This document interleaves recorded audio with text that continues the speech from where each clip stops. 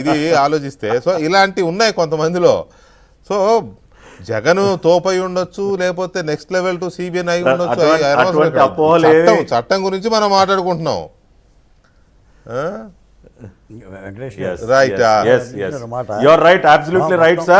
ఇవాళ ఖచ్చితంగా మిథున్ రెడ్డి, విజయసాయి రెడ్డి, జగన్మోహన్ రెడ్డి వీరు ముగ్గురు కూడా కటకటాలు వెనక్కి వెళతారు.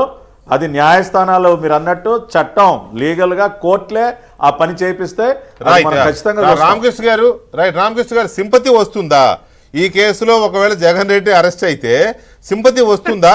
సరే ప్రభుత్వం భయపడుతుందా, ఆలోచిస్తుందా, అది అయిపోయింది, అది చర్చించేసాం. నిజంగా సింపతి వచ్చే అవకాశం ఉంటుందా? ఒక్క మాట చెప్తాను వెంకటకృష్ణ గారు, ఇది ఒక స్లోగన్ గా చూడండి. ఎప్పుడైతే జగన్మోహన్ రెడ్డి 220 రూపాయలకి అమ్మినటువంటి మద్యం క్వార్టర్ బాటిల్ ను ఈ రోజు చంద్రబాబు నాయుడు గారు 110 రూపాయలకి ఇస్తున్నాడు. 110 రూపాయలు జగన్మోహన్ రెడ్డి నొక్కేస్తాడా లేదా అది చెప్పండి ప్రజలకు. అంతే కదా, ఎక్కడి నుంచి వస్తుంది సింపతి?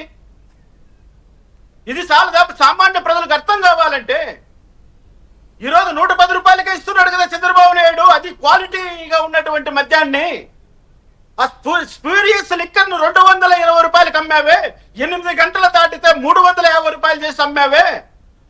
ఇదంతా ప్రభుత్వం అమ్మిన లిక్కరే కదా ఇది. అది జగన్మోహన్ రెడ్డి కాక ఇంకెవరికి ఉంటుంది దాంట్లో వాటా? ఆ 110 రూపాయలు దోచేసింది జగన్మోహన్ రెడ్డే కదా.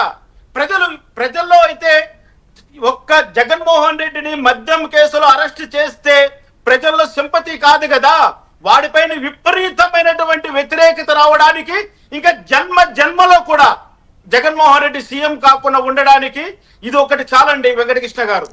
సింపతి రాదండి, ఎక్కడి నుంచి వస్తుంది సింపతి? సింపతి వచ్చే అవకాశమే లేదులేండి ఇందులో. ఇలాంటి తప్పుడు వ్యాపారాలు చేస్తే పైగా అధికారాన్ని అడ్డం పెట్టుకుని ప్రభుత్వం పేరుతో వ్యాపారాలు చేస్తే ప్రజలు ఎందుకు సహించరు కానీ సింపతి అనేది రామకృష్ణ గారు